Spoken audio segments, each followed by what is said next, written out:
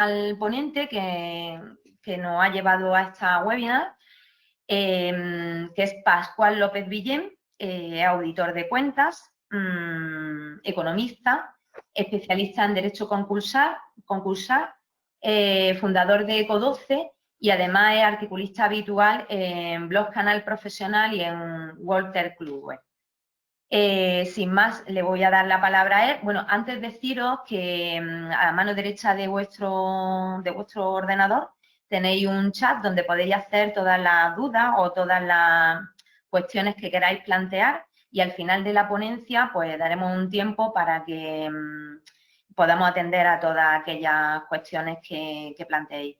Sin más, os doy las gracias de que estéis al otro lado. Y voy a pasarle la palabra a Pascual, ¿vale? Pascual, gracias.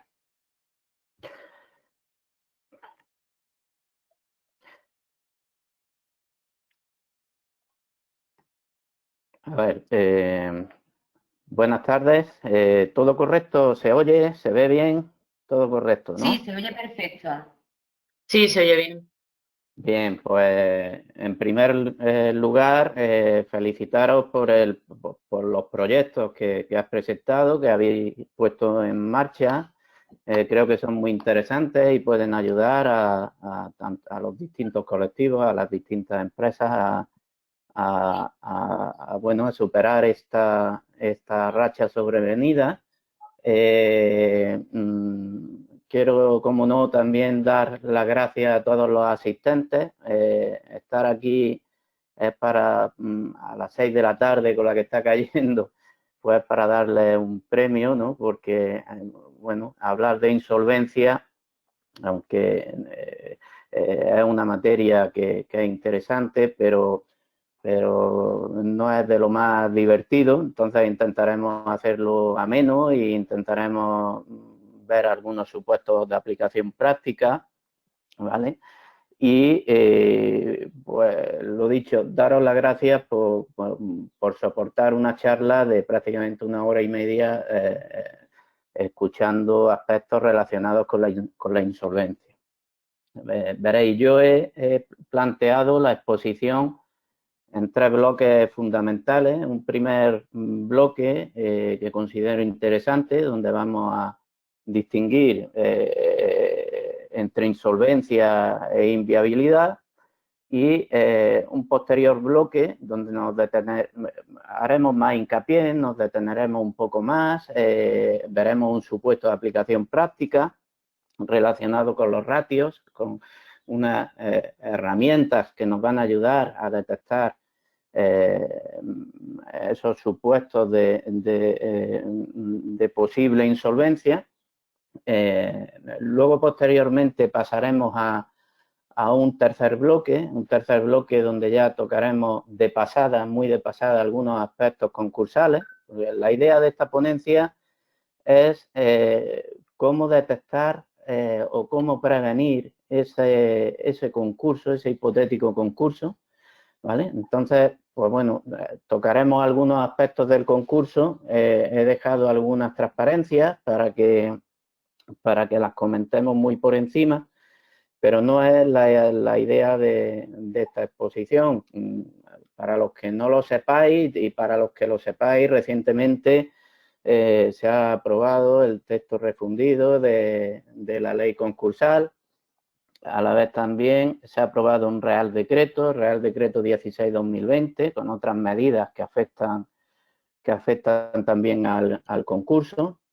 Este texto refundido de la ley concursal no será de aplicación, no entrará en vigor hasta el día 1 de septiembre, con lo cual, pues bueno, ahora estamos en un mare magnum de modificaciones normativas relacionadas con el concurso, y tenemos también la directiva sobre insolvencia a la que haremos mención en el apartado de los ratios, ¿no? Entonces, pues bueno, vamos a centrar la exposición principalmente en cómo actuar, qué medidas alternativas tenemos al concurso, y eso sí, no demonizando el concurso, porque, pues bueno, es una herramienta que tenemos también. La ley, pues, concursal está ahí también para ayudarnos y y, bueno, no entender que el concurso es algo que nos puede ayudar. Entonces, también lo tocaremos de pasada. Tocaremos de pasada también algunas cuestiones relacionadas con el COVID-19, no puede ser de otra manera, pero de modo muy sucinto. Os daré varios enlaces a mi blog, a Blog Canal Profesional, donde pues bueno, podéis ver un post muy interesante que se ha publicado recientemente, que tiene ya un elevadísimo número de visualizaciones, en concreto pues sobre los créditos ICO y los avales del ICO. Tenéis también, os daré enlace a la formulación de cuentas anuales en estado de alarma. En fin, os pasaré varios materiales que yo creo pueden seros de mucho interés y los comentaremos también por encima y remataremos con un supuesto real de, bueno, pues al hilo de lo que vamos a ver, de qué no debemos hacer o qué es lo que debemos evitar para no tener consecuencias futuras en caso de entrar en una situación de insolvencia.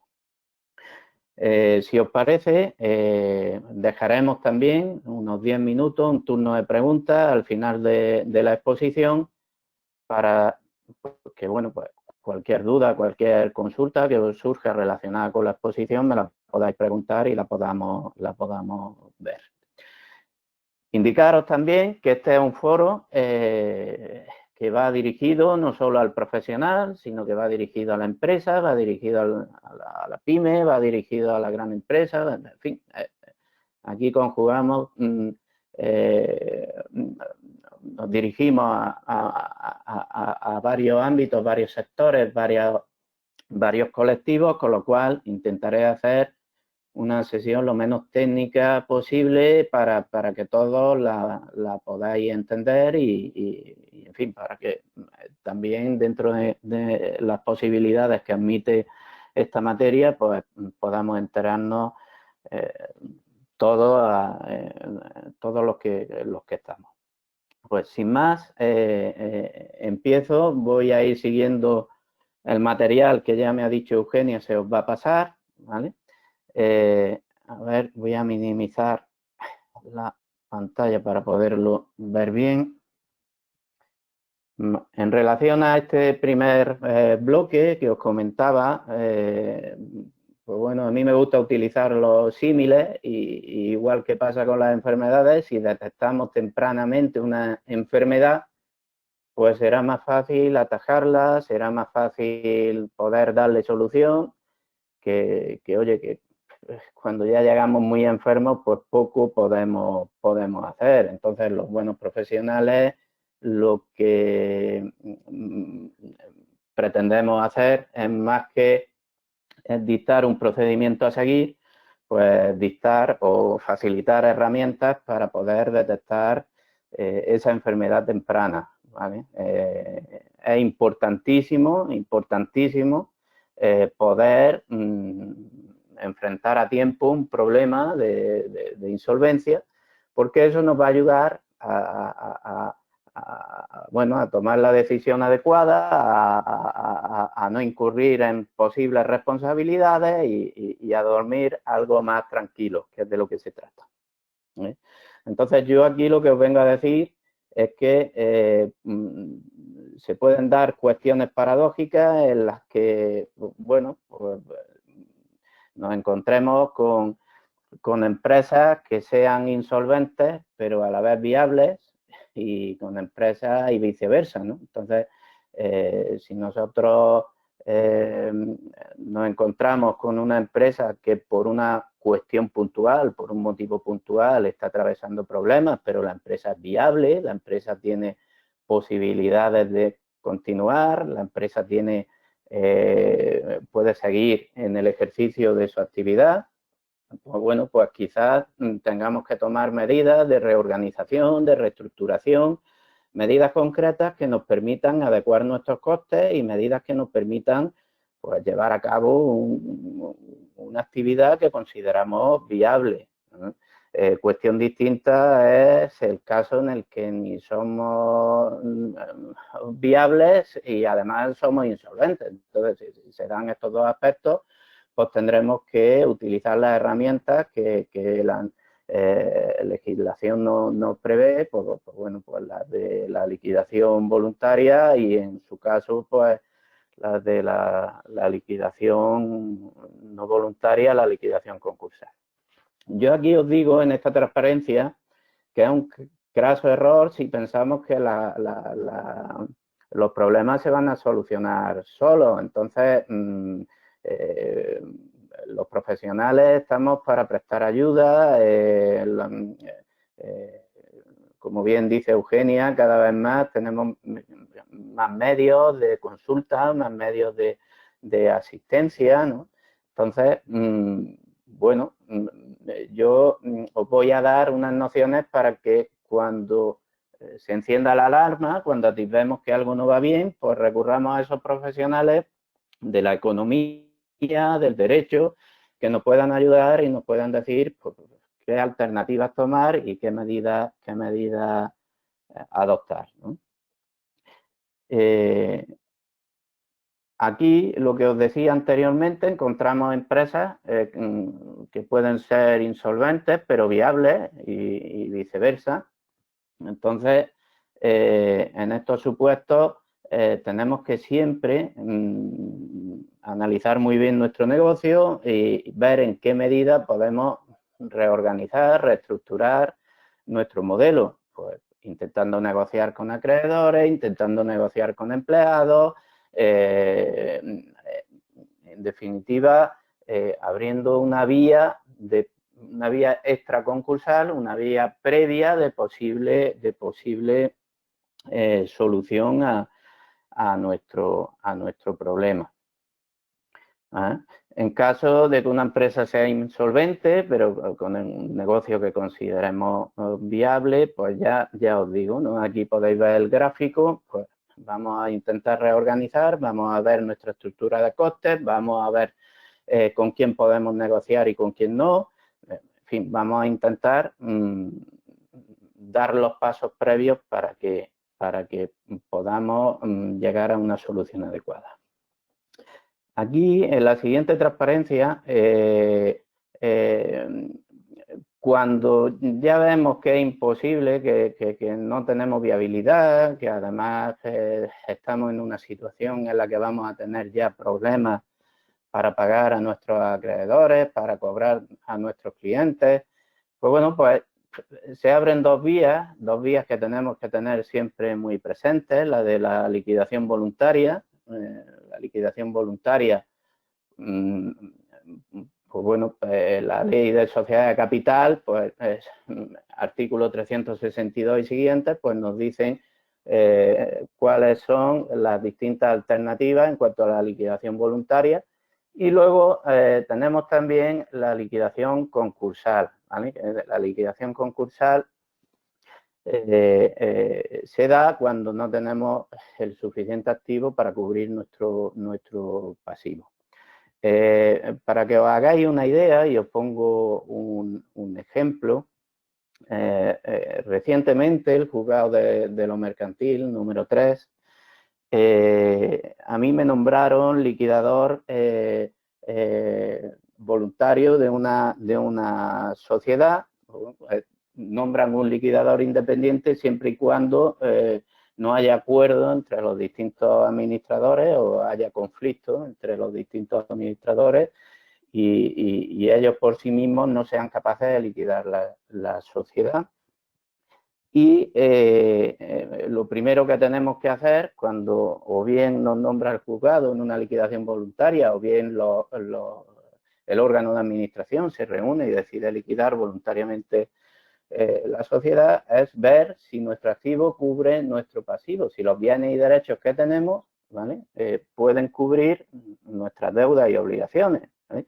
Porque si nuestros bienes y derechos no pueden cubrir nuestras deudas y obligaciones, entonces tenemos un problema. Tendríamos que probablemente acudir a la ley concursal, a la liquidación concursal, perdón. En el supuesto que os comentaba anteriormente, de la empresa madrileña en liquidación, pues bueno, pues, se daba una peculiaridad. La peculiaridad es que bueno, si realizando el activo no podíamos cubrir el pasivo, bueno, en el pasivo había una deuda con socios administradores que mediante una condonación de esa deuda, pues sí que entrábamos dentro del parámetro establecido para liquidar voluntariamente. Entonces, pues bueno, pues que sepáis que en ocasiones nuestro activo no cubre nuestro pasivo, con la realización de nuestro activo no podemos cubrir el pasivo, pero que bueno, que se pueden buscar alternativas, ¿vale?, para no tener que ir a la liquidación concursal, ¿vale? Aquí también os digo que en momentos de crisis o de tensión financiera, pues es cuando más tenemos que activar nuestros controles, ¿no? Entonces, un presupuesto adecuado, un adecuado control económico financiero nos va a ayudar muchísimo. Tener en cuenta que la mayoría de las empresas, muchas empresas, cuidan mucho estos aspectos, deben de cuidarlos. Los profesionales de la economía, en concreto los auditores de cuentas, solemos ser muy escrupulosos con el análisis, el detalle de la información económico-financiera.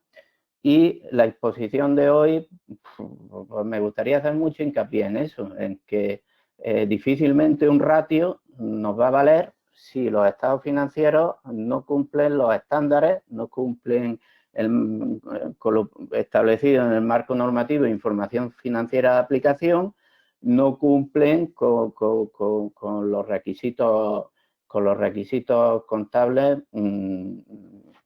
generalmente aceptados, ¿no? Entonces, pues bueno, pues es súper importante que tengamos un perfecto control de nuestro presupuesto, un perfecto control de nuestra información económico-financiera y que si podemos, pues, pueda ser revisada, pueda ser esa información valorada por un técnico independiente experto en la materia. Actualmente hay muchas compañías que no están obligadas a auditarse, no tienen por qué auditarse, pero cada vez más por los despachos venimos haciendo revisiones limitadas de estados financieros, venimos haciendo informes de calidad de los estados financieros, todos ellos enfocados a intentar dar una veracidad a los números de la compañía, que eso, pues bueno, pues como veréis a lo largo de la exposición, nos va a ayudar sobremanera a afrontar situaciones complicadas, ¿eh? Importantísimo, como ya os digo, tener unos indicadores veraces que reflejen la imagen fiel de nuestro negocio, ¿vale?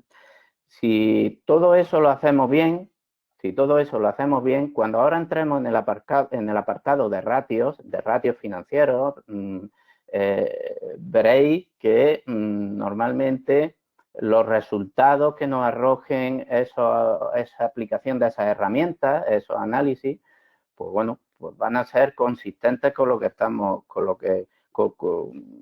la imagen fiel de la compañía, ¿vale? Y eso nos va a ayudar muchísimo. Aquí os doy un detalle de algunos indicadores que nos pueden decir o que nos pueden hacer ver que se avecina un periodo complicado, ¿eh? Un descenso en la cifra de negocios, en los márgenes, pues como es obvio, si vendo menos o mis ventas son de peor calidad, pues oye, aquí ya tengo que mirarme por dentro, ¿no? Si tengo que realizar parte de mi activo, tengo que vender maquinaria, tengo que vender para poder ir sosteniendo, ¿no?, a mi pasivo corriente, pues, oye, me lo tengo que hacer mirar. Si cada vez tengo que estar continuamente hablando con clientes para ampliar el periodo de pago y tengo tensiones de liquidez, tengo que estar también continuamente hablando con las entidades financieras para que me amplíen la póliza. Tengo que mirármelo también y tengo que ir viendo qué está sucediendo, ¿no? Y pues una evolución negativa a los principales ratios, como a continuación veremos, si tenemos unos estados financieros viables, también nos va a poner alerta y nos va a permitir tomar decisiones rápidas y acertadas. Aquí, como os decía, un buen presupuesto de tesorería es muy importante, tener unas correctas previsiones de flujos de caja, ¿vale? Esto nos va a ayudar a llevar una correcta gestión. Hay muchas empresas que presupuestan muy bien, que luego llevan un control muy exhaustivo de las desviaciones del presupuesto, que hacen unas correctas previsiones de flujos de caja. Entonces, todas estas empresas, como parece obvio, pues, van a tener soluciones preventivas que permitan, ¿no?, tomar decisiones adecuadas. Aquí en la siguiente transparencia os digo que aunque la ley no penaliza la insolvencia, pues sí que es verdad que el hecho de que se agrave una situación de insolvencia a consecuencia de una mala gestión sí que nos puede meter en un problema. Cada vez más los profesionales de la economía y el derecho que nos dedicamos, que prestamos servicio a la empresa, pues vemos en los juzgados cómo se intenta derivar responsabilidad a los administradores, como por parte de las administraciones también intentan, pues bueno, ante situaciones negligentes, intentar pues, de alguna manera achacar el problema a los responsables de gobierno de la entidad. Para evitar esto tenemos siempre que ir con pies de plomo y oye, poner todos los medios posibles para que nunca en ningún momento nos puedan derivar responsabilidad por negligencia, por dolo, por culpa grave, ¿vale? Y eso pues va muy en relación a cuidar mucho, a mimar nuestros estados financieros, a ponerle el celo adecuado, a estar continuamente analizando y a estar viendo pues, cuándo nos vamos desviando de lo que suele ser lo habitual. Para afrontar la insolvencia inminente es muy importante, también lo veremos en el bloque 3 que os he comentado, es muy importante tener un buen plan de viabilidad, ¿no? Las decisiones más importantes de una empresa deben de estar plasmadas en un plan de viabilidad donde, bueno, pues se prevea un cash flow adecuado que nos permita ir cubriendo nuestras operaciones circulantes sin ningún tipo de problema, que nos permita también anticipar una financiación que preveemos vamos a necesitar para no andar luego con las tensiones de liquidez. Entonces, un plan de viabilidad es muy importante, es una hoja de ruta que deberemos de tener a la hora de llevar a cabo nuestra actividad y a la hora de desempeñar nuestro negocio. Como ya veremos, os vuelvo a reiterar, en el bloque 3 será muy importante para acceder también a las posibles ayudas que se van a destinar o que se van a activar en relación al COVID-19. Será muy importante tener un plan de viabilidad, o ha sido muy importante tenerlo también para poder acceder a beneficios fiscales. Entonces, bueno, lo iremos viendo en ese bloque 3 y veréis la importancia que tiene este plan de viabilidad. ya en este foro, en el marco de este foro, se han hecho algunas exposiciones muy dirigidas al ámbito concursal, con lo cual yo entiendo que es mejor profundizar más en la vía extraconcursal, porque ya entiendo que se ha remarcado mucho la vía concursal, pero para todos aquellos que seáis bueno, que no tengáis un conocimiento muy avanzado en cuanto al procedimiento, pues deciros que ya la ley concursal dice que tenemos 2 meses desde que se conoce la situación de insolvencia para solicitar concurso. Esto no es así tampoco, porque hay un mecanismo previo extraconcursal que podemos activar y que ahora veremos en la siguiente transparencia. Pero siempre quedaros con este plazo, ¿no? Que nos da la ley concursal de que, oye, que si conoces que hay insolvencia, en 2 meses dímelo, ¿no? Aquí os pongo en azul que aunque este supuesto no es de en este supuesto, en el supuesto de insolvencia, no es obligatoria la declaración de concurso, es recomendable llevarla a cabo si no podemos cerciorarnos de que se vaya a revertir la situación negativa. En insolvencia inminente, bueno, yo puedo estar en insolvencia inminente, pero puedo salvar esta situación. No tengo por qué estar abocado al concurso. Por una situación desgraciada, puedo tener este mes, el mes que viene, puedo tener una contingencia inminente y eso no significa que tenga que solicitar inmediatamente concurso, ¿vale? Algunas de las ventajas que puede revertirnos la declaración temprana de concurso, pues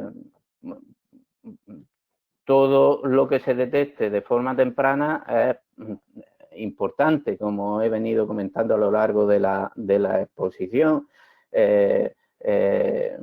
Pues bueno, el plan de viabilidad, en caso de encontrar, preparar con suficiente antelación un plan de liquidación, en caso de que nos veamos, oye, esto no revierte o esto no va a ningún sitio, pues bueno, vamos a analizar las posibles alternativas, vamos a ver si podemos liquidar voluntariamente, vamos a ver si podemos evitar ir al concurso, y si no, pues ya os digo, no hay que demonizar el concurso nos puede ayudar también a reflotar nuestra situación, aunque, bueno, pues las estadísticas están ahí y dicen que más del 90% de las empresas en concurso al final van a liquidación, eso no lo podemos dejar en el olvido.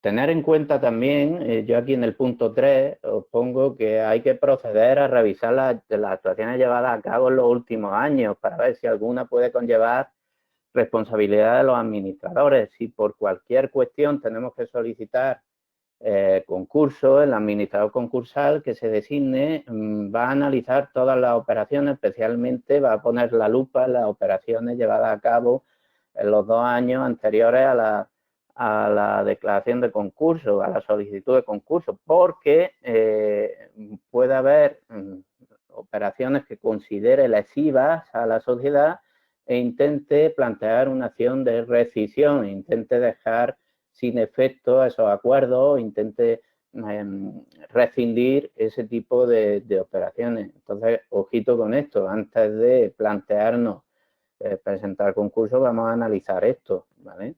Vamos a prever una mínima tesorería que nos permita subsanar los gastos de concurso y la adquisición de materias primas siempre y cuando continuemos la actividad. Hay muchos concursos, pues que bueno, la actividad continúa.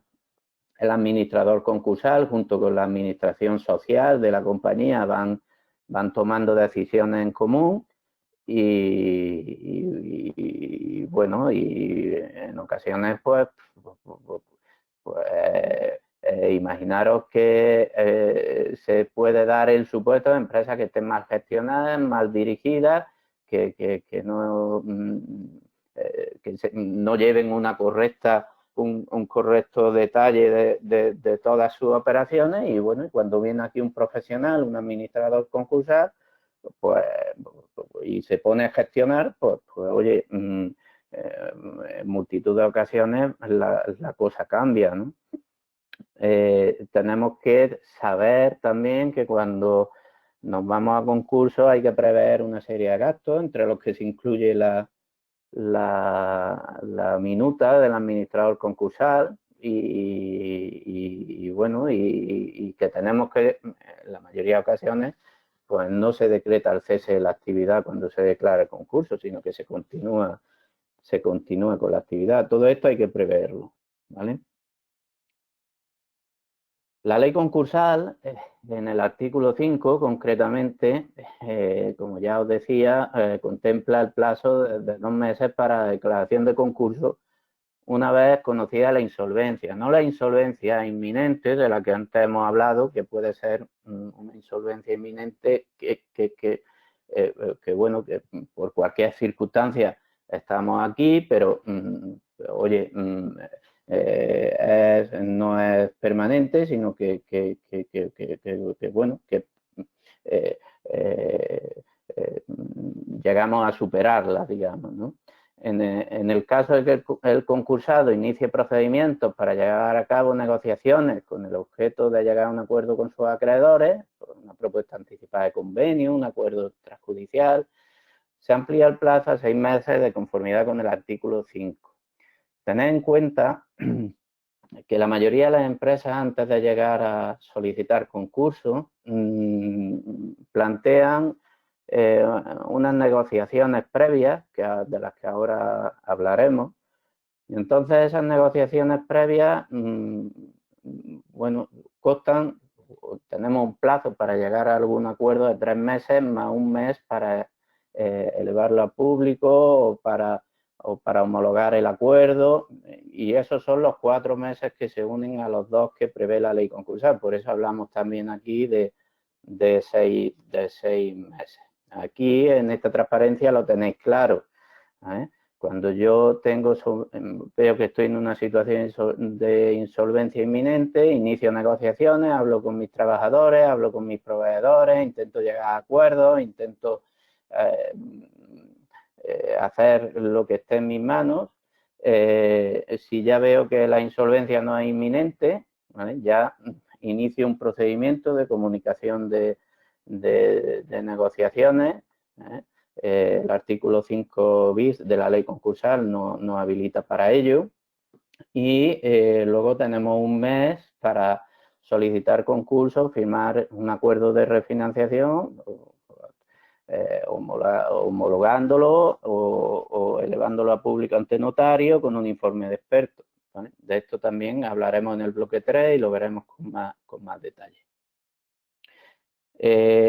Aquí ya vamos a entrar al análisis de ratios. Yo creo que es una herramienta que nos puede ayudar a todos. Los ratios no son ciencia cierta. Yo aquí siempre hablo de la ley de la doble H, ¿no? De que hay que ser humilde y hay que ser honestos. Pues yo siempre lo he hablado con los compañeros, con un Excel, con una tabla Excel y con una aplicación de una serie de fórmulas como las que ahora vamos a ver aquí. No podemos conocer nunca con certeza cuál es la solución a un problema y el modo de actuar, porque luego ya la realidad nos desborda y puede ser compleja dentro del análisis. Entonces, pues bueno, pues sí que es verdad que son herramientas que nos pueden ayudar a prevenir una posible insolvencia, pero hay que tomarlas con mucha cautela, con mucha honestidad, con mucha humildad y con mucha prudencia. No podemos aplicar esta secuencia de ratios y porque el resultado del ratio no sea el adecuado, pensar que bueno, que estamos en situación de insolvencia. Hay que analizar el sector, hay que analizar las circunstancias, los factores endógenos, los factores exógenos de la compañía, y hay que ver también si la contabilidad pues adolece de algún error y si tiene calidad, si no tiene, ¿vale?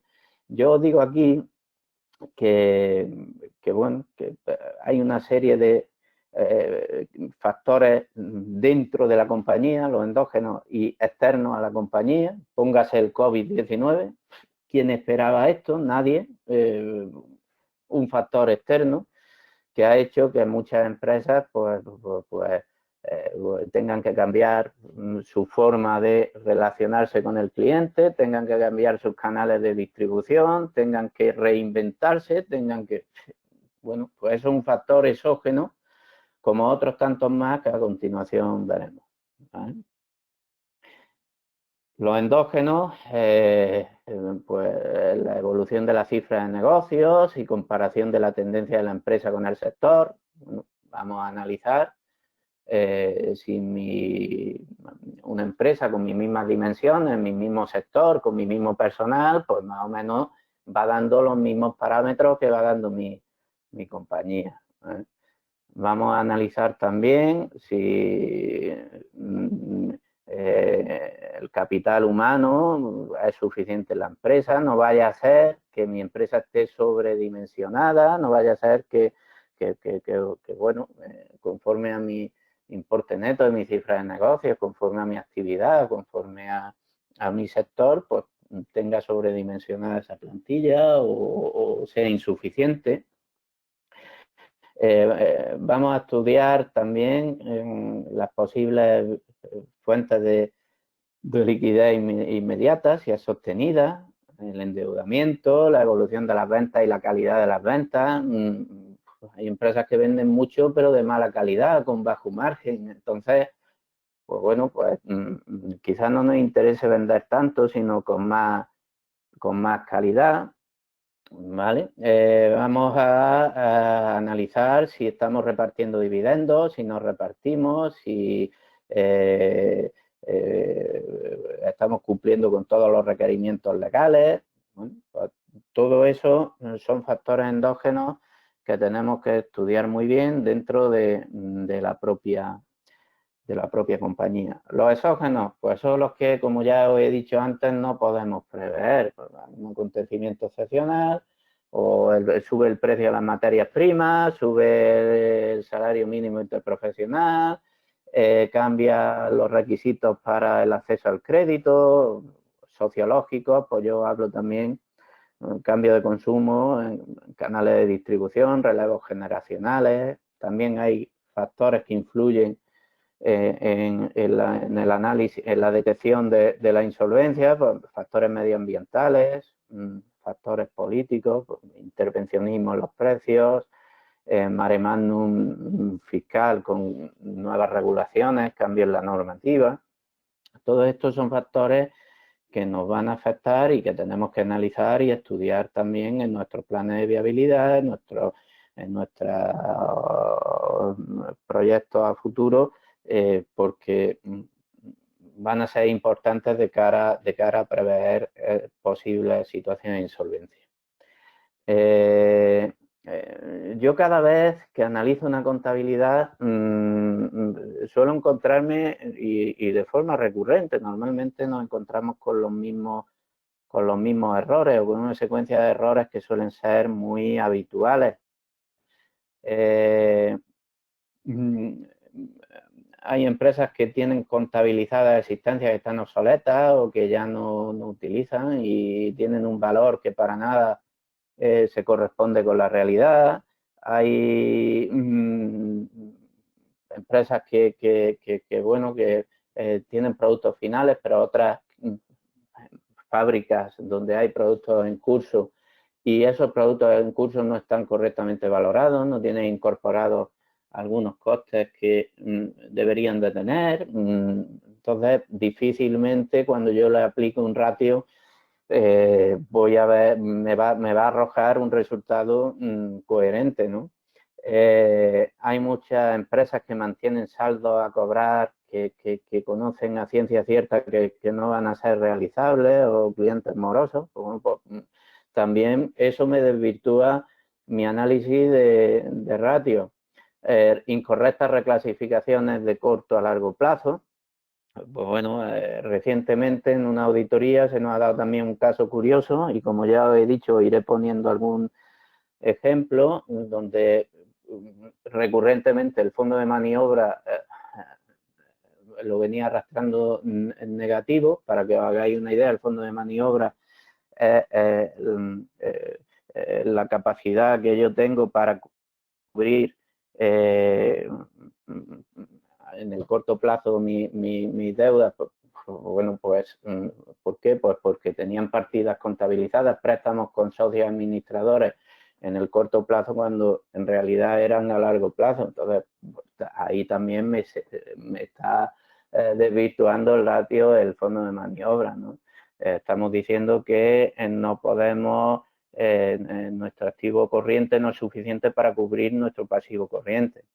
Hay que tener cuidado con eso. También nos encontramos con pasivos omitidos, ausencias de pasivos, ¿vale? No todas las deudas que tiene la empresa son las que son, sino que se han omitido algunos pasivos. Bueno, pues son supuestos muy habituales. Se suele jugar con las existencias, se suele inflar en muchas empresas la existencia, pues bueno, en aras a evitar tributar más o menos, sobre todo de cara a impuestos sobre sociedades. Con esto quiero deciros que una contabilidad incorrecta o que no refleje la imagen fiel, pues como he venido diciendo hasta ahora, difícilmente de ahí vamos a poder sacar jugo, de ahí vamos a poder ver cuestiones relevantes. Yo normalmente pues me gusta cuando llego a una empresa ver si efectivamente las existencias hay una interacción real, ¿no?, entre las cifras de ventas que ellos que tiene la empresa y las existencias que tiene. Si veo también o analizo si han sido capaces de encarar otras situaciones de crisis. Sabéis que en 2008 tuvimos una crisis profunda. Pues bueno, pues las empresas que han superado esa crisis pues han salido fortalecidas, ¿no? Para un posible análisis de insolvencia, pues hay que analizar también esos factores, ver si el equipo directivo está capacitado, no está capacitado para afrontar situaciones difíciles, ver si la empresa también tiene capacidad para generar recursos de una forma sostenida, realizar un análisis de ratios, predecir ratios a futuro es complicado, pero sí que podemos analizar el histórico y ver todos los hitos que ha cumplido la empresa, y eso nos permitirá atisbar muchas tendencias en la información que nos facilita la empresa. Es muy importante también ver el nivel de endeudamiento que tienen las empresas, tanto el importe de deuda que sea satisfecho como el que tienen pendiente. Y el endeudamiento, volvemos a lo mismo, va de la mano de un buen business plan, de un buen plan de negocio, ¿vale? Porque eso nos va a permitir no tener que ir corriendo a los bancos, no tener que ir solicitando financiación a cualquier coste.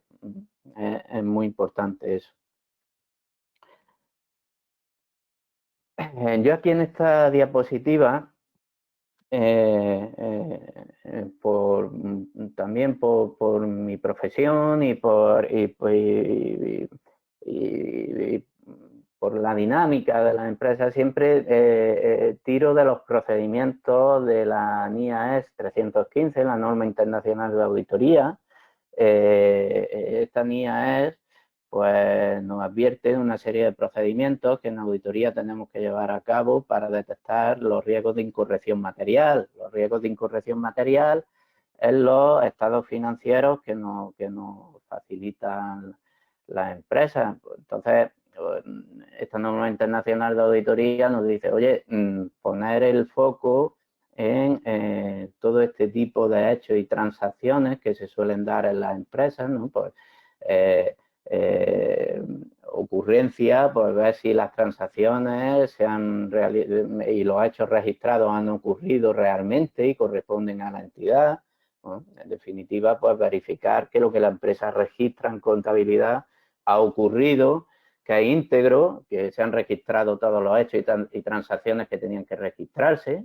Pues, bueno, solemos ir a muchas empresas donde vemos una maquinaria o vemos que no aparece en contabilidad y, oye, ¿esto por qué no está en contabilidad? Pues no está porque esto viene así desde hace tiempo, pero bueno, pues no está convenientemente registrado, la exactitud, ves que las cantidades, los datos y las transacciones pues se han registrado también adecuadamente. Corte de operaciones, hay muchas empresas que juegan con esto. Imaginaros empresas que facturan en enero trabajos que se han devengado en diciembre. Esto es muy corriente y en auditoría se suele detectar muy rápido. Bueno, pues el marco normativo de información financiera nos dice que el gasto debe imputarse al ejercicio en el que se devengue. Entonces, pues independientemente de que la factura nos llegue en enero, si tenemos un gasto que corresponda al mes de diciembre, hay que imputarlo en diciembre. Imaginaros las consecuencias que esto tiene de no hacerlo así. Imaginaros empresas que van siempre en el filo de la navaja, con unos resultados mínimos y una facturación a final de año de 300, 400, 200, 100.000 euros te mueve el resultado. Oye, si esa facturación, aunque me llegue en enero, se corresponde con un gasto de diciembre, hay que imputarlo al ejercicio al que corresponde el gasto, ¿no? Entonces, ojito con eso porque esto no suele desvirtuar los estados financieros. Y luego, pues una correcta clasificación, que las transacciones y los hechos sean registrados en las cuentas contables apropiadas y conforme al plan general de contabilidad aprobado para que todo el que analice una empresa sepa exactamente, bueno, qué decisión tomar o qué hacer, ¿no? Las afirmaciones también que nos dice la NIAS 315 tenemos que estar a ellas y es que pues, estas afirmaciones recaen sobre los saldos contables al cierre del periodo. Entonces pues tendremos que verificar si los activos, los pasivos, el patrimonio neto existen, si la entidad posee y controla los derechos sobre los activos y los pasivos son obligaciones de la entidad, no haya operaciones entremezcladas entre distintas entidades. Normalmente es otra de las cuestiones que solemos ver cuando analizamos una empresa, ¿vale? La integridad, que todo lo que tenía que registrarse está, ¿vale? Valoración e imputación, los activos, pasivos y patrimonio neto figuran por los importes adecuados y cualquier ajuste de valoración e imputación ha sido adecuadamente registrado.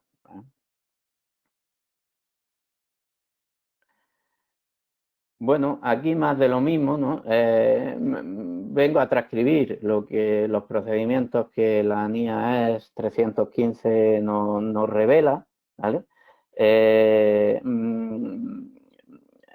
Como os decía antes, hay que hacer un análisis pormenorizado en todas las empresas antes de adoptar la decisión de incluir un análisis de ratio financiero. Pues ¿por qué? Pues, porque pueden venir desvirtuados. Entonces, el procedimiento que nos marca la norma internacional de auditoría pues, expresamente nos hace poner la lupa en aquellos aspectos que tenemos que, en los que tenemos que detenernos y ver con detalle, ¿no? Yo aquí voy a hablar de una serie de ratios, lo que yo he considerado más importantes. Yo creo que, bueno, hay muchísimos ratios más, pero estos son los que nos dan una visión más amplia y los que nos ayudan detectar problemas bajo mi opinión, bajo mi punto de vista, con más exactitud. Entonces, a continuación vamos a pasar a irlos viendo. El ratio de liquidez general o de razón corriente, este ratio divide el activo corriente entre el pasivo corriente, realmente es fondo de maniobra, ¿vale? Y yo me he atrevido a poneros unos indicadores óptimos entre los que tiene que fluctuar este ratio para que, bueno, pues no se nos enciendan las alarmas y no sea indicador de que hay un problema. Como ahí os digo, el indicador de deuda a corto plazo que se pueden cubrir a partir del activo. Debe estar comprendido entre 1,5 y 2. Si es inferior a 1,5 hay un alto riesgo de suspensión de pagos. Ya os digo, vuelvo a reiterar, hay que tomarlo con mucha prudencia, puesto que esto no es ciencia cierta, ¿eh? Esto no es ciencia cierta. Imaginemos empresas de gran consumo, donde los clientes efectúan al contado sus compras y el pasivo circulante pues, es financiado por el proveedor. En estas empresas pues, es probable que tengamos un fondo de maniobra negativo, pero esto no quiere decir que se encuentre la compañía en situación de insolvencia, ¿no? Así que ojito, ¿no? El ratio de prueba ácida, este es un ratio menos exhaustivo porque lo que hace es detraer la partida menos líquida, que es la partida del inventario. Tener en cuenta que los inventarios deberíamos de venderlos y posteriormente cobrarlos. Entonces, pues bueno, es un ratio menos preciso. Y lo ideal es que determine un nivel igual o inferior al ratio anterior, ¿no? Porque lo que estamos haciendo es detraer una partida que en este caso la existencia, y bueno, es un similar al ratio de liquidez general, pero detrayendo el inventario y con lo cual, pues, menos preciso que el anterior. Debe estar comprendido entre 1,5 y 2. Si es inferior a 1,5, alto riesgo de suspensión de pagos. Luego tenemos otro ratio, que es el de prueba defensiva, ¿vale? Aquí analizamos si la compañía es capaz de operar a corto plazo con sus activos líquidos, ¿vale? Aquí os digo que a mayor capacidad de respuesta frente a improvisos de pagos sin recurrir a venta, pues mucho mejor, ¿no? Es un ratio importante, un ratio que solemos utilizar bastante y que también nos da una perspectiva de cómo cómo está nuestra compañía sin tener que recurrir a ningún tipo de venta. Aquí tener una prueba defensiva relativamente alta arrojaría una evidencia importante de hasta qué punto podemos hacer frente a nuestro pasivo circulante sin tener que vender absolutamente nada. Entonces, ojito con este ratio. Este ratio es importante, ¿vale? El índice de tesorería indica las disponibilidades monetarias inmovilizadas con pérdida de rentabilidad. Como aquí os digo, es otro ratio que nos permite anticipar esas necesidades de liquidez y que tenemos que tener también muy presente, ¿vale? Es un buen indicador, pero aquí indica las disponibilidades a corto plazo no tan líquidas como el anterior indicador. Luego tenemos el indicador de capital trabajo, fondo de maniobra también, activo corriente menos pasivo corriente. Este indicador lo ideal es que siempre sea positivo. Y como hemos dicho antes, hay que tener cuidado con su análisis porque puede ser negativo cuando nos financien parte de nuestro pasivo corriente los acreedores, y eso no significa que estemos en situación de insolvencia. O sea que por norma este ratio es importante que sea positivo, pero se puede dar la paradoja de que también por las circunstancias que os he expuesto arroje un valor negativo y no signifique que estamos en situación de insolvencia. El siguiente ratio, ojo con los periodos de cobro, de pago o de producción, ¿vale? Un incremento en el periodo de cobro de nuestros clientes pues puede estar levantando la alarma, ¿no? Puede llevar enmascarada una dificultad para poder cobrarle a los clientes. A veces no es así, pero se puede interpretar así. Entonces es importante analizar el sector, es importante también tener un indicio de que las ventas son reales, no están infladas. También este ratio puede desvirtuarse cuando no tenemos unos cobros y pagos lineales. Entonces, pues, ojito que puede hacernos ver enmascaradas muchas circunstancias que luego en realidad no se den. Los ratios de gestión son otro tipo de ratios que permiten detectar la efectividad, la eficiencia de la gestión de la empresa relacionada con las ventas al contado, ventas totales y ventas a plazo. Como ya os decía antes, y también tenemos que tenerlo en cuenta aquí, la información económica por sí sola, si previamente no está analizada por un experto auditor, un economista, no va a tener un sustento, no va a ser no va a ser correctamente analizada. Entonces, tenemos que tener cuidado, puesto que los ratios de gestión también versan sobre esos estados financieros que convenientemente deberían estar revisados, analizados por un experto auditor, un experto economista.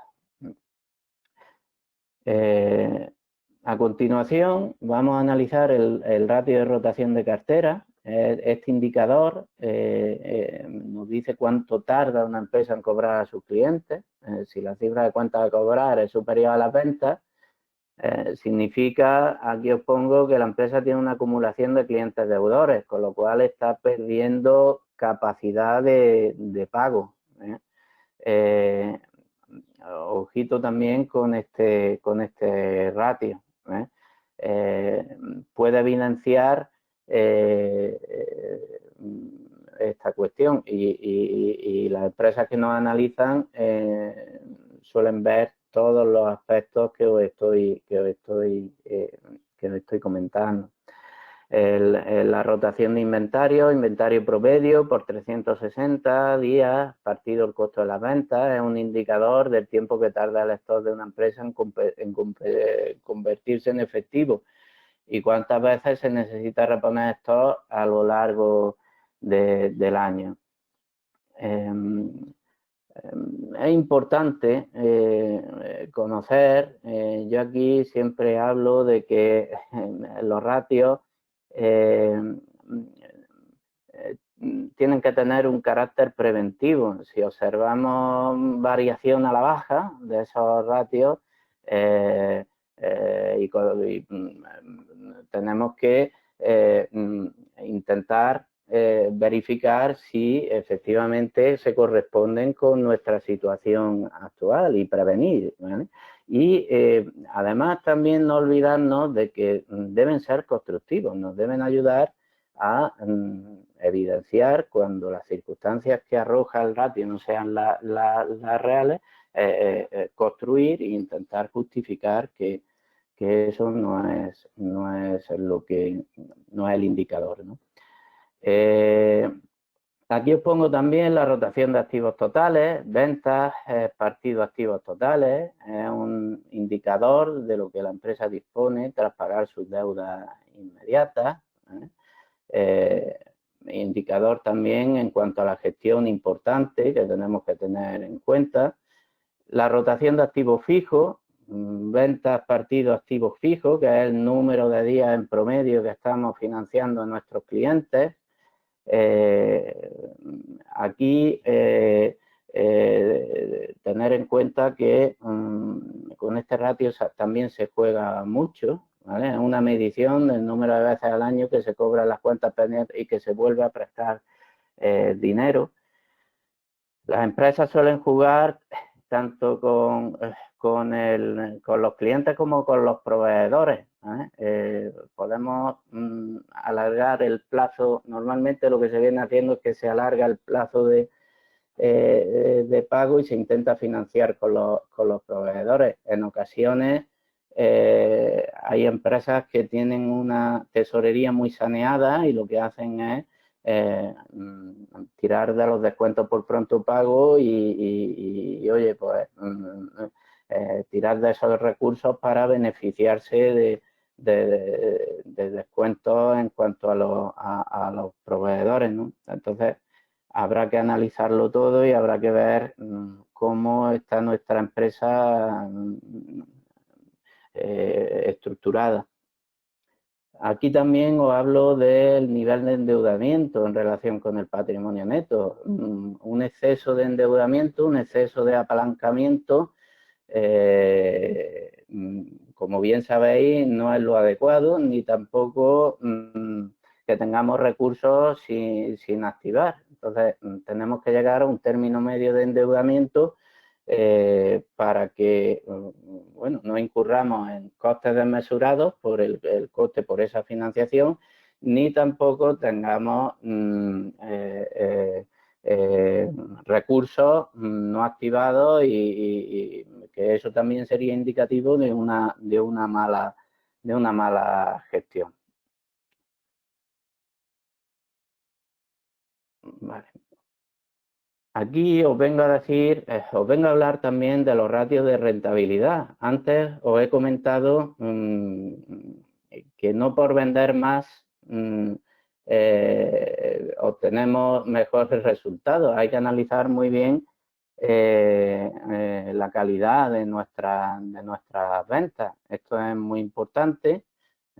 Y aquí os detallo algunos ratios de rentabilidad de la empresa en general, rentabilidad de capital, rentabilidad del capital propio y rentabilidad de las ventas que iremos viendo y iremos analizando a continuación. Y son ratios también que, bueno, nos van a permitir que el lector, el interesado en nuestro análisis, pues tenga un conocimiento más profundo de nuestra compañía. El ratio de rentabilidad de las ventas es muy importante a efectos de determinar si la unidad productiva es eficiente o no. Entonces es un indicador de la rentabilidad de negocio. Cuanto más alto este ratio, más rentable es la empresa. Si nuestro beneficio bruto lo dividimos entre nuestro activo neto total, pues obtendremos un coeficiente que es un indicador de esa rentabilidad del negocio. La rentabilidad de capital, que ahí también os detallo la fórmula, nos va a determinar, pues bueno, si posibles interesados en entrar dentro de nuestra empresa, posibles stakeholders, posibles, pues vamos a tener una empresa atractiva para que se invierta capital, pues siempre y cuando este ratio de capital sea importante, ¿no? Aquí este ratio arroja la rentabilidad del capital aportado por los accionistas. La rentabilidad del capital propio, pues es un indicador de la rentabilidad del negocio. Cuanto más alto es este ratio, más rentable es la empresa. Rentabilidad de las ventas en la misma línea de lo que hemos comentado anteriormente. Aquí, pues bueno, es muy importante determinar si esa unidad productiva es eficiente o no, y será un ratio que utilizaremos mucho en los procedimientos de reestructuración a efectos de determinar por qué medidas son viables para la empresa y este ratio, pues ya os digo, los procedimientos de reestructuración se utiliza con mucha asiduidad, ¿vale? El ratio de disponibilidad, pues expresa la capacidad inmediata de la empresa para hacer frente a sus deudas. Aquí os digo que un valor alrededor de 0,3 se considera aceptable y dependerá del sector de la empresa, y un valor muy bajo pues puede ser peligroso, ya que conllevaría problemas en los pagos. Aquí volvemos a hablar del fondo de maniobra y es la parte del activo corriente que está financiada con los capitales permanentes. No solo nos predice si tenemos una situación a corto plazo viable, sino si el capital necesario del que nos tendremos que proveer para nuestra unidad generadora de efectivo, pues tiene valor, ¿no? Aquí tenemos que tener en cuenta varias cuestiones que me gustaría que supierais. No siempre los estados financieros, conforme al marco normativo de información financiera de aplicación, nos reflejan la verdadera situación, el verdadero valor de la compañía, ¿vale? Por ejemplo, el fondo de comercio no se contabiliza conforme al marco normativo de información financiera, salvo que nazca de una transmisión onerosa. Entonces, tenemos que tener en cuenta que imaginaros si Coca-Cola contabilizara el fondo de comercio o alguna de las grandes compañías contabilizara el valor de su marca. El valor de la marca, conforme al marco normativo de información financiera, no se contabiliza, salvo que provea de una transmisión onerosa. Entonces hay que tener cuidado con esto porque si no seguimos los procedimientos de la NIAS 315 que os he comentado, pues probablemente la empresa arroje un valor que no es el correcto, ¿vale? Si, por ejemplo, estamos por encima de un valor 0,3, aquí nuestra gestión no sería la adecuada porque estaríamos infravalorando recursos y, por ejemplo, pues si mejoramos las condiciones de pago a nuestros clientes, pues podríamos mejorar nuestra rentabilidad a través de descuentos de pronto pago, que lo he comentado anteriormente.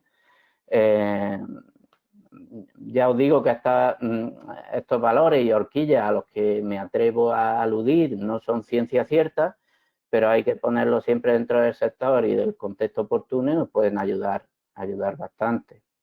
El ratio de solvencia es un ratio que nos ayuda un ratio que a mí me gusta particularmente porque nos dice si la empresa posee las suficientes garantías para hacer frente a terceros, para cumplir con sus obligaciones tanto a largo como a corto plazo y mantener un excedente de liquidez. Esto es sobre el papel, bueno, pues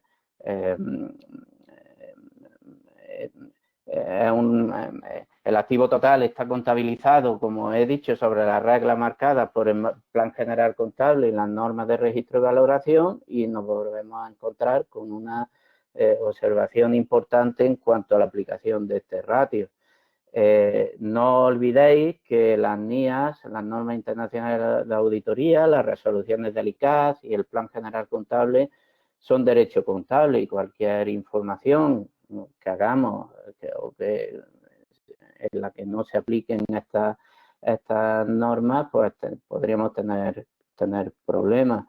Tener en cuenta también que las soluciones también las tenemos en la norma contable. Cuando una empresa, por ejemplo, tiene en su contabilidad inmuebles que compró a valor histórico de hace un montón de años y que no se ha acogido a ninguna de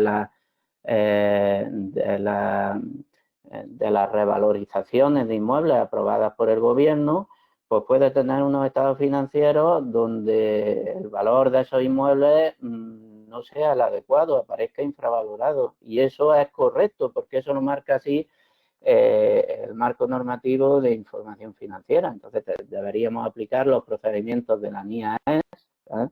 De las normas internacionales de auditoría que nos hablan, y de la norma contable que nos habla de valores razonables, para ver si los inmuebles pues están valorados al mayor de 2, de la capacidad de generar recursos o de lo que comúnmente llamamos valor de mercado.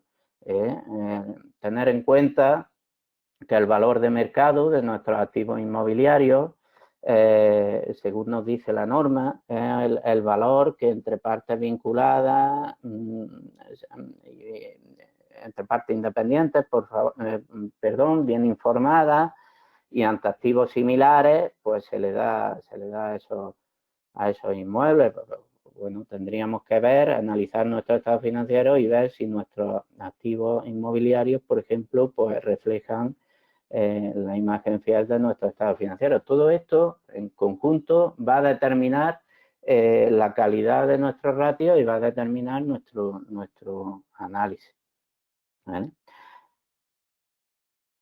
Ahora ya, este es uno de los ratios que a mí más me gustan, es uno de los ratios más representativos, es un cúmulo, es una suma de varios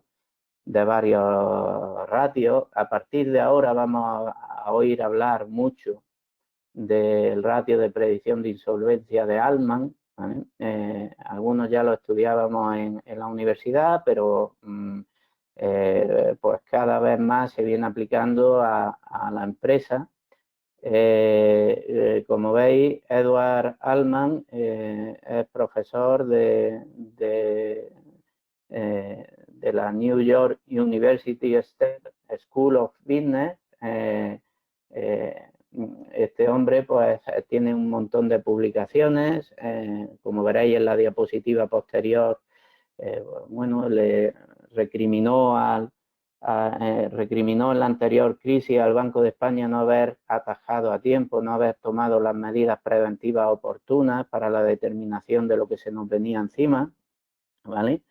Este ratio utiliza un margen de error de entre un 6 y un 18%, lo que ha quedado probado que es un valor muy exacto, ¿vale? Y pues bueno, pues aquí se utiliza, son ratios multidimensionales o multifuncionales, porque se conjugan, o sea, es la aplicación de varios ratios. Cuando la Directiva Europea de Insolvencia habla de prevención temprana, está hablando de estos mecanismos, está hablando de estas herramientas. Así que, bueno, con toda la prudencia del mundo, pues ojo como que es el ratio estrella, en mi opinión, pues cómo se utiliza. Los economistas, auditores, lo venimos utilizando de forma recurrente, y aquí pues tenéis las distintas alternativas. Si C es inferior a 1,8 en la aplicación de esa fórmula, hay una probabilidad alta de insolvencia. Si C se encuentra entre 1,8 y 3, la situación es complicada. Si C es superior a 3, no hay peligro de insolvencia. Esto es lo que nos marca este ratio. Como veis, Edward Altman acusó al Banco de España de cometer un gravísimo error al no prever la crisis, ¿no? Hablaba pues, de estos mecanismos que son, en definitiva, mecanismos que contempla la Directiva Europea de Insolvencia para esa prevención temprana. Yo aquí os traigo un ejemplo en aplicación de los ratios para que veáis cómo lo venimos haciendo. Este ejemplo se trata de una cooperativa que promociona suelo público para su posterior alquiler como vivienda social. Por tanto, la rentabilidad de esta empresa está en el alquiler de la vivienda social. El balance a simple vista, pues bueno, aquí tenéis un balance y una cuenta pérdida y ganancias auditadas. A simple vista nos llama la atención, pues aquí, si os veis en En el activo corriente hay una partida de 84.000 euros con partes vinculadas. En concreto, esto es un préstamo con una sociedad socia, ¿vale? La primera pregunta que yo me haría es saber si esta partida va a ser o no realizable, si la sociedad socia va a pagar ese crédito, va a satisfacer ese crédito, y si no, pues nos tendrán que convencer de si vamos a cobrarlo en el corto, en el largo plazo, porque esto determinará que esté convenientemente reclasificado. Si a mí la sociedad socia, o yo no le voy a reclamar, perdón, a la sociedad socia este crédito en el corto plazo, ni va a ser exigible en el corto plazo, pues quizá debería estar en la partida de activo no corriente y no desvirtuaría el ratio, el fondo de maniobra o algunos de los ratios que hemos comentado anteriormente.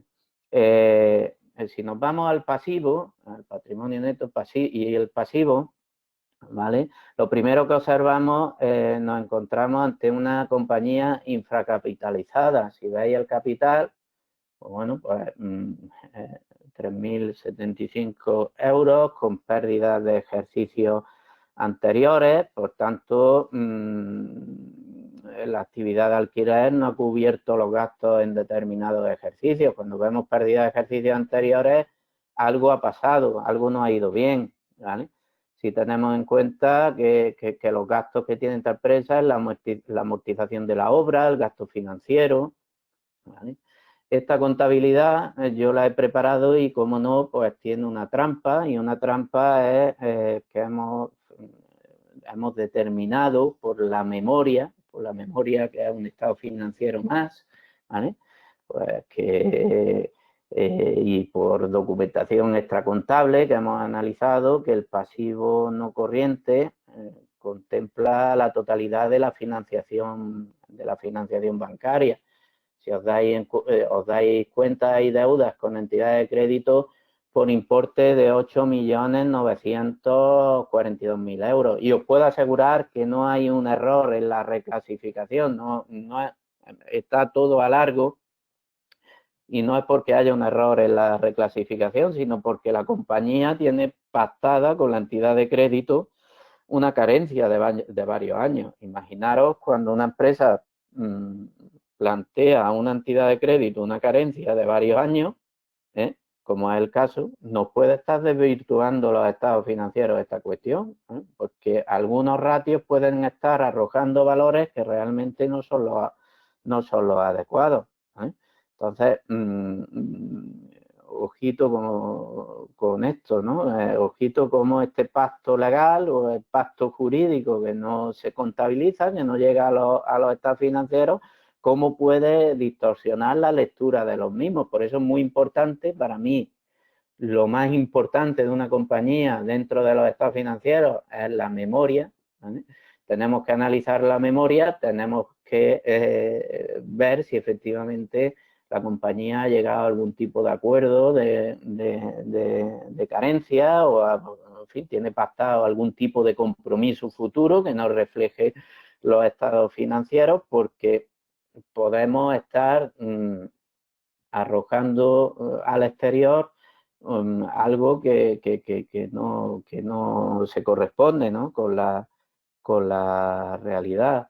Ahí también aparece una partida de otros acreedores. Los otros acreedores son acreedores que para nada tienen que ver con las entidades financieras, son los acreedores normales.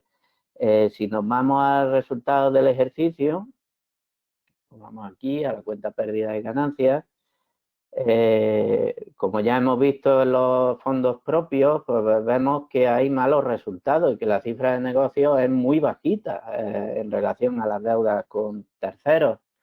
También, si analizamos estos estados financieros, vemos que hay una partida muy importante de subvenciones, donaciones y legados que habría que analizar los condicionantes de esas partidas. Imaginaros que se nos conceda una subvención vinculada al cumplimiento de determinados hitos y por cualquier motivo, por motivo de la crisis, de la situación en la que estamos, no cumplimos esos hitos. Deberíamos devolver parte de esas subvenciones con un coste elevado. Entonces, es importante hacer un análisis extracontable, más que contable, de esas subvenciones, de esas donaciones y legados, para ver si la compañía viene cumpliendo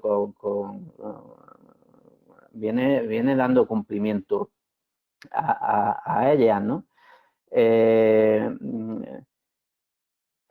Como cuestión también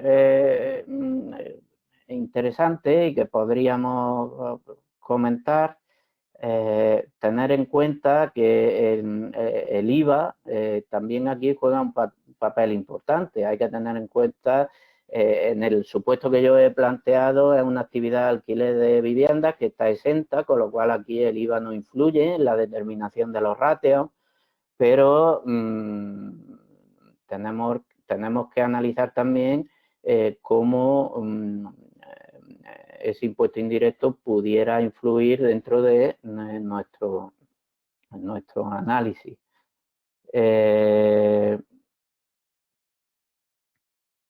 Si veis, aquí hemos aplicado a ese análisis de ratios, a ese caso práctico, hemos aplicado los ratios que ya hemos comentado. Entonces, pues, si os dais cuenta, aquí ya nos van hablando, nos van diciendo cosas, ¿no?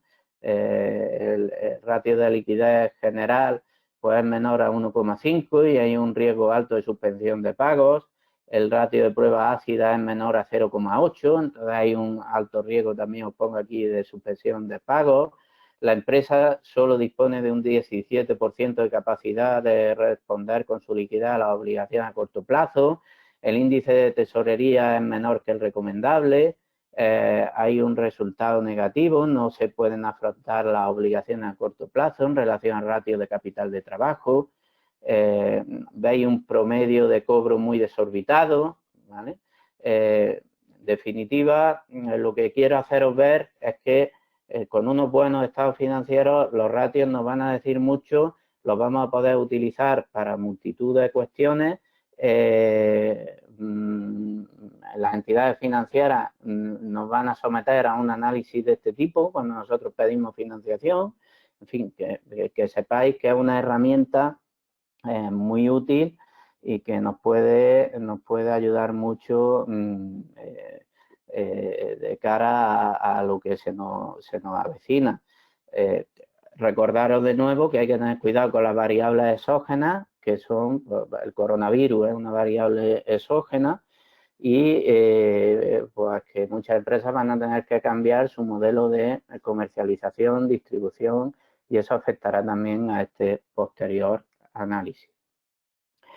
Entrando al bloque 3 y ya viendo que el tiempo apremia y estamos ya muy justitos, vamos a hablar de esas alternativas, vamos a retomar esas alternativas que habíamos visto en cuanto al concurso de acreedores. Previamente al concurso podemos entablar una serie de acuerdos de refinanciación.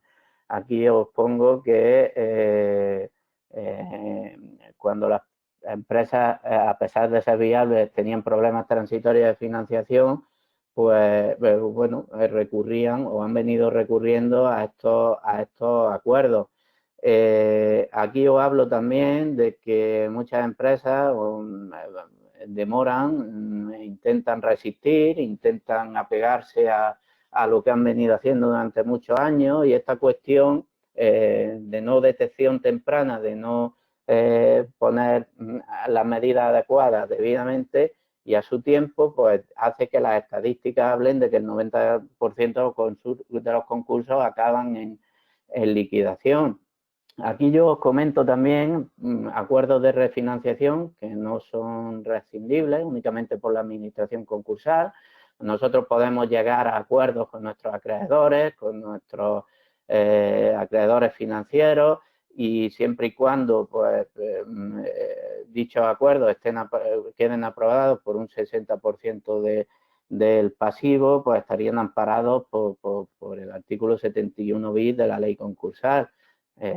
Aquí os hablo que el auditor de la compañía debe emitir un certificado que lo apruebe, que deben ser formalizados a través de instrumento público, en escritura, y estos acuerdos solo pueden ser rescindidos por el administrador concursal siempre que considere pues, que son lesivos, que no se han cumplido las condiciones exigidas.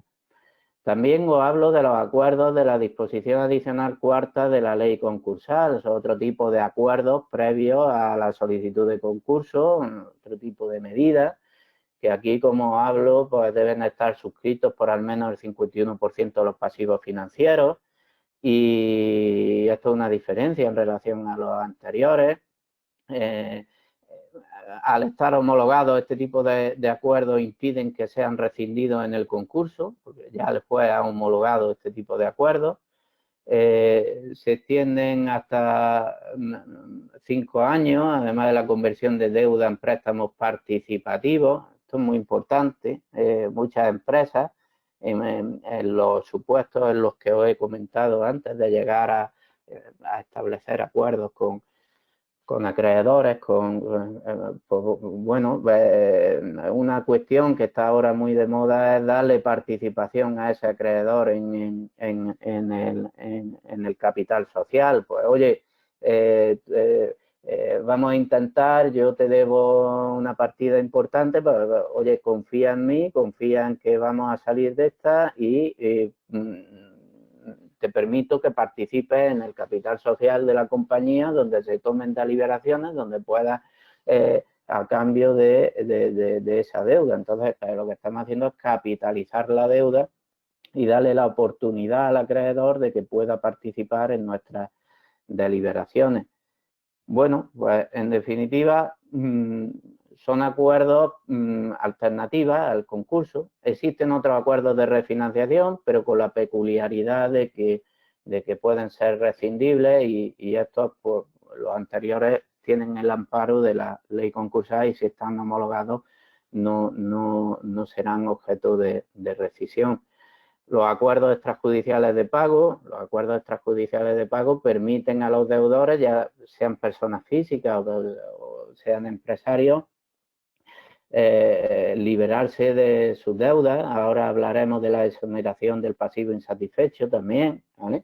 Aquí, pues, ¿quién se puede acoger a estos acuerdos extrajudiciales de pago? Pues personas naturales, solo aquellas cuyo pasivo no exceda 5 millones de euros, y en el caso de personas jurídicas, las que entren dentro de el artículo 190 de la ley concursal, que regula el concurso, el procedimiento abreviado, ¿no? Menos de 50 acreedores, estimación inicial de pasivo no superior a 5 millones de euros, y siempre y cuando los bienes y derechos del deudor no alcancen los 5 millones de euros.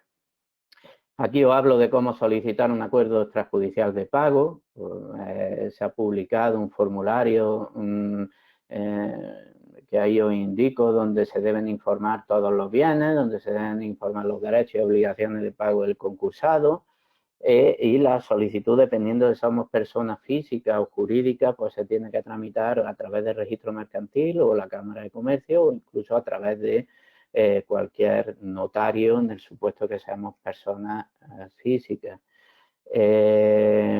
Aquí lo que se hace, tanto por parte del notario como por parte de la Cámara o del registro mercantil, es nombrar un mediador concursal.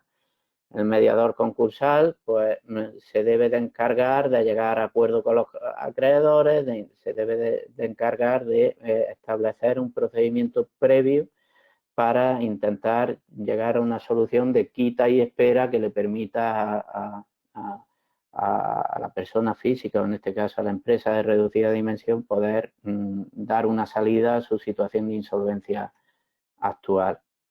Aquí os digo cómo se debe actuar ante el acuerdo o el desacuerdo. Tenemos un plazo máximo de 2 meses desde el nombramiento del mediador concursal para llevar a cabo una reunión donde se establezcan esas quitas y esperas, ¿vale?, de las que os he hablado. Ahí se tienen que dar una serie de mayorías, que ahí os reflejo también, y ahí existen 2 posibilidades: que se apruebe el acuerdo, En este caso, pues se eleva a público y intentamos, el deudor intenta cubrir su propuesta de acuerdo en el plazo que haya establecido y por el importe establecido y no hay problema, o que no se acuerde. Y en este caso, pues habrá que solicitar el concurso consecutivo al juzgado, ¿vale? Y esto ocurre también, como os pongo, siempre que no se acabe cumpliendo el convenio. La exoneración del pasivo insatisfecho pues da la oportunidad, consiste en dar la oportunidad a la persona física de liberarse de todas aquellas deudas que no hayan podido ser atendidas a lo largo del procedimiento concursal. Ya os digo que se deben de dar unos requisitos muy estrictos, pues no haber sido condenado por una serie de delitos, haber intentado la realización de acuerdos extrajudiciales de pago, tener una actitud proactiva, que se satisfagan tanto los créditos privilegiados como los créditos contra la masa, no haber sido declarado culpable en el concurso, en fin, en definitiva una serie de requisitos que deben de cumplirse para ser exonerado del pasivo insatisfecho, ¿vale? También aquí os digo que esto puede ser objeto de revocación, pues siempre y cuando se constate que el deudor ha ocultado ingresos o no cumpla el plan de pago establecido.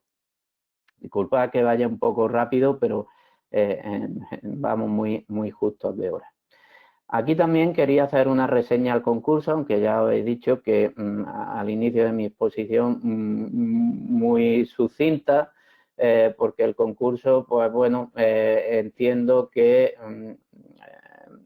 el procedimiento es siempre similar, muy parecido, cuando nos vamos a la liquidación concursal, cuando ya hemos agotado todas las vías anteriores que hemos visto, cuando no ha habido solución por ninguna de las partes, cuando no se ha llegado a ningún tipo de acuerdo, pues no hay alternativa más realista que irnos al concurso.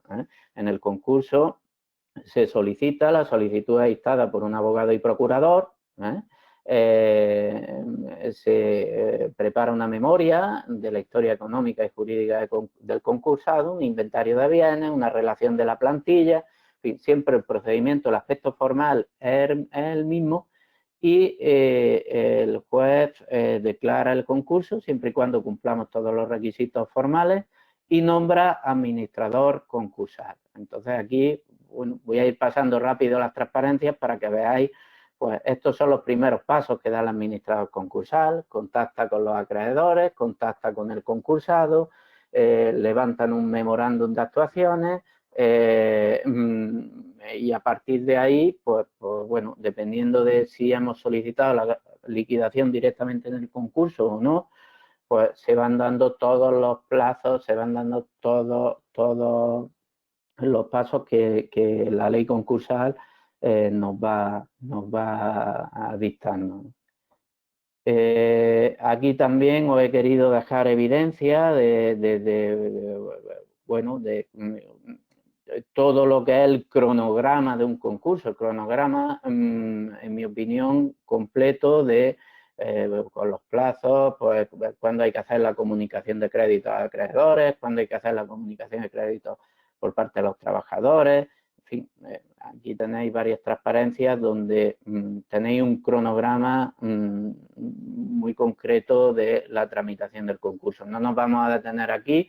Si queréis, yo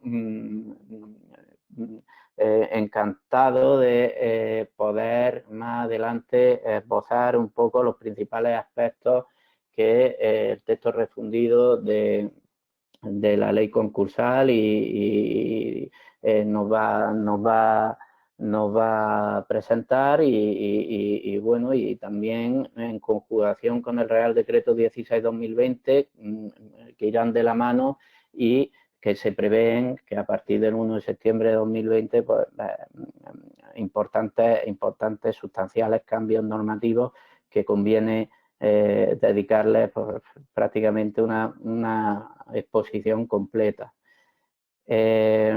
Aquí os hablo pues, de la finalización de la fase común, de cómo vamos avanzando mientras se van cumpliendo los hitos hasta que llegamos a esa finalización de la fase común y se abre la fase de convenio o la fase de liquidación, dependiendo de cómo el administrador concursal plantee la situación, ¿vale? Y, pues bueno, pues aquí distintas propuestas, tanto para la fase de convenio como para la fase de calificación, de liquidación en su caso, ¿vale? Recordaros en relación al concurso que hay una sección de calificación que en mi opinión es una de las fases más importantes, donde aquí vienen a calificarnos, como bien dice, como bien se llama, ¿no? Y donde vienen a decirnos o vienen a evidenciar si hemos prestado el deber de colaboración, si todo estaba correcto, si no hay ningún tipo de acciones de rescisión reseñables, si hemos, en fin, sido diligentes. Aquí la sección de calificación va a determinar las posibles responsabilidades que pudieran recaer en los administradores sociales y, ojito con cuando se plantea un concurso, vamos a analizar todo lo que hemos hecho, vamos a analizar nuestra contabilidad, vamos a analizarnos por dentro, porque podemos encontrarnos con una calificación fortuita, que sería lo ideal, pero también podemos encontrarnos con una calificación culpable por no haber cumplido con nuestras obligaciones adecuadamente, ¿vale? Y aquí os hablo también de la conclusión del concurso. Pues, quiero que en el material que se os va a pasar pues, tengáis muy claro el cronograma y el procedimiento. Y ya para ir dando por concluida la exposición, os hablo de un caso práctico, un supuesto real, lo que no debe suceder, os pongo, ¿no? Lo que en situación de concurso no debemos hacer. Esto es un concurso en el que yo actúo como administrador concursal persona física, no actúo en ninguna de mis sociedades profesionales, ¿vale? Y aquí, pues bueno, hablamos de Málaga, hablamos de una empresa con un montón de tiendas de comercio, ¿vale?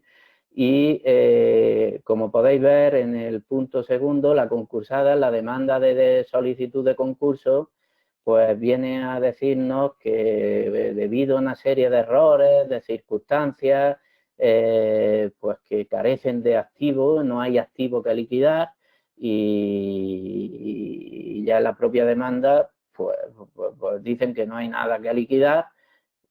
Hecho que, bueno, cuando a mí me llega me choca. Digo, pues si no hay nada que liquidar, probablemente esta familia no haya solicitado el concurso en su debido momento, ¿no?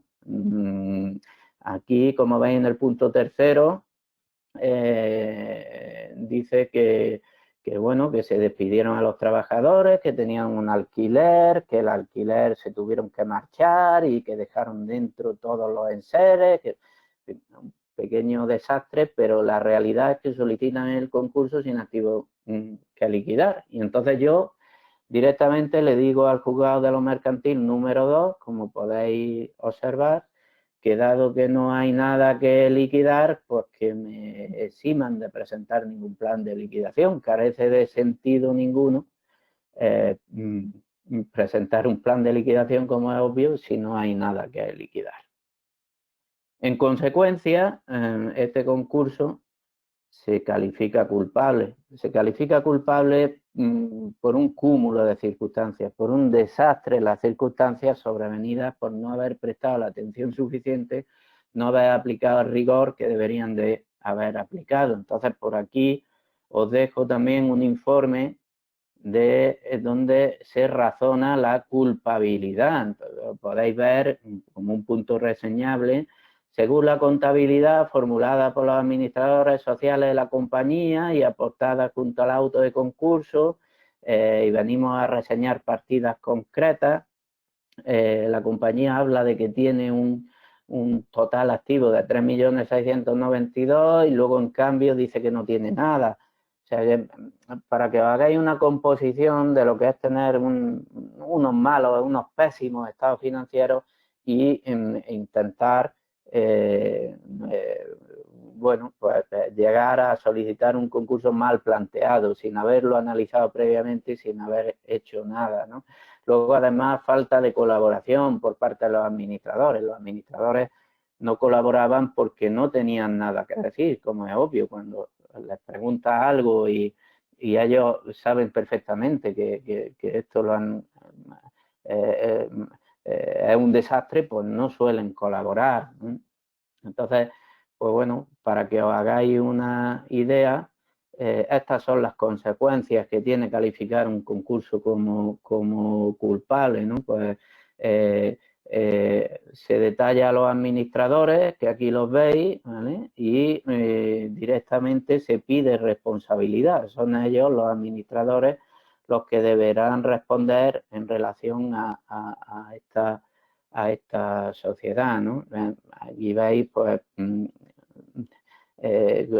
cómo tanto uno como otro deben responder, ¿no?, al 50% de los créditos concursales contra la masa, que, en fin, situación desagradable y a la que se llega por no prestarle un celo adecuado a los estados financieros.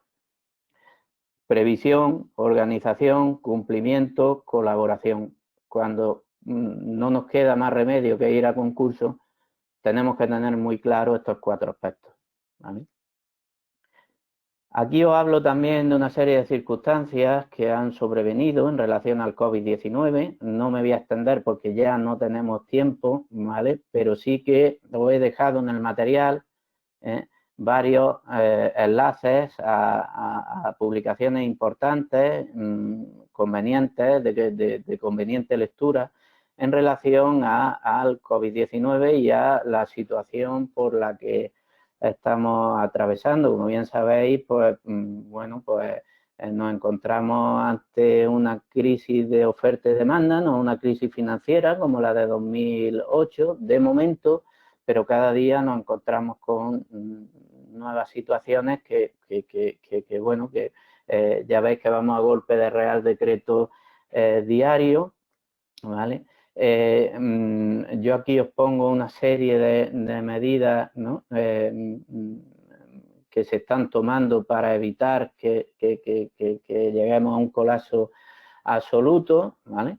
Las podéis leer, pues, se apoya a las personas para que los ingresos y empleos no se vean afectados de manera desproporcionada y evitar el efecto permanente ante la crisis, apoyar la liquidez de nuestro sector financiero, ya sabéis lo de los avales ICO, se ha dotado de varias líneas de avales ICO por importe de 100.000 millones de euros, que también de las que tendréis debida cuenta y de las que se han hablado extensamente en estos 2 enlaces que os pongo al pie de la diapositiva. Tenéis aquí una serie de medidas que se han ido avanzando por algunos estados y que se siguen